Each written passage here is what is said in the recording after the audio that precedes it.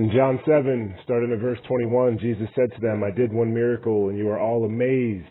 Yet because Moses gave you circumcision, though actually it did not come from Moses, but from the patriarchs, you circumcise a boy on the Sabbath. Now if a boy can be circumcised on the Sabbath so that the law of Moses may not be broken, why are you angry with me for healing a man's whole body on the Sabbath?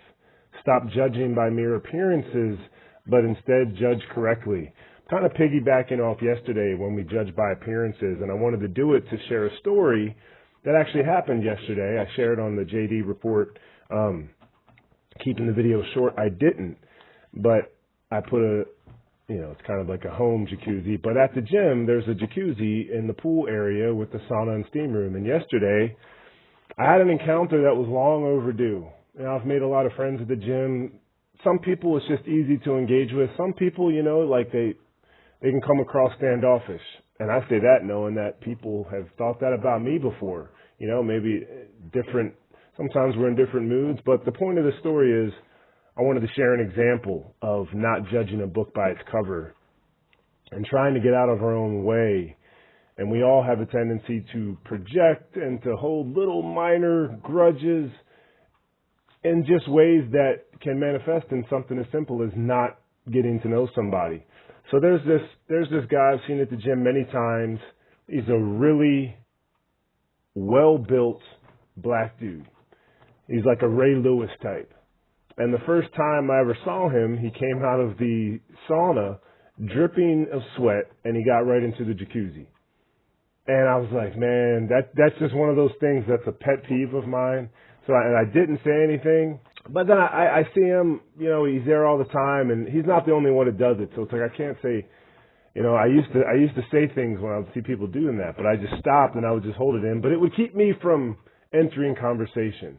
Not to mention that this guy would have he just looked like he didn't want to be talked to. I never saw him talking to anybody. So, he did his thing and I did mine, and there'd be people coming and going in the jacuzzi. But yesterday I saw him and I decided it was just he and I in the jacuzzi. So I was like, you know what? And he came out of the sauna again. I was like, you know what? Whatever. It is what it is. If I'm going to get in here, I'm sure there's people before and after. Let me just finally talk to this guy.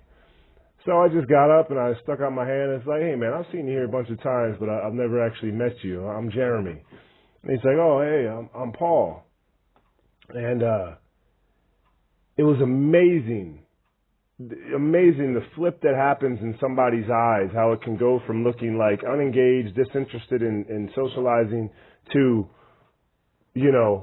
interested in engaging and responding. And the long and the short is this guy, this hulking guy is like, he's adopted. His name was Paul, and it's like, I was like, that's a strong biblical name, even though I got good friends that are Jewish that are named Paul, but that's still a biblical name. Just a sweet guy. So we had this good conversation, and it was one of those things where it wasn't like, sometimes people will answer, but they're not really. But I'd asked a question and he followed up with another question, and it was just really surprising, and it shouldn't be. But I allowed my own little personal things and just idea of what that person, as far as wanting to be approached or not, to probably keep me from interacting much sooner. But it was just another example of wow, it just, I'm such an idiot, just to something as simple as not showering, getting into the jacuzzi, because feeling if everybody does that, it's going to be super dirty in here. They got so much chlorine in there, killing it. But it's just we can be so predisposed to dispositions and have our minds made up about people, thinking we know who they are, and we don't. And I know that I still do that because that was a perfect example of it, and it was another reminder to not ever hold back introduction. Sometimes I just don't want to talk. I go to the gym. I want to just kind of keep to myself sometimes too, but God has opened up many opportunities to share his truth with people at the gym. So this guy was a brother in Christ. That was the most awesome thing. He goes to a church nearby, Freedom Church. And anyway, that's that. So just, just try to keep an open mind and don't let our predisposed ideas of what somebody is thinking or how they are, don't judge a book by its cover. because oftentimes this world hardens us in ways that we don't even realize we're portraying to the outside world. And when someone just reaches out a hand, it allows other people as well as ourselves to really have our eyes open to the true nature of people. And it's inside. It's not the exterior. So no more judging books by its cover. I pray that to God, that for me and everyone listening. God bless you. See you tomorrow.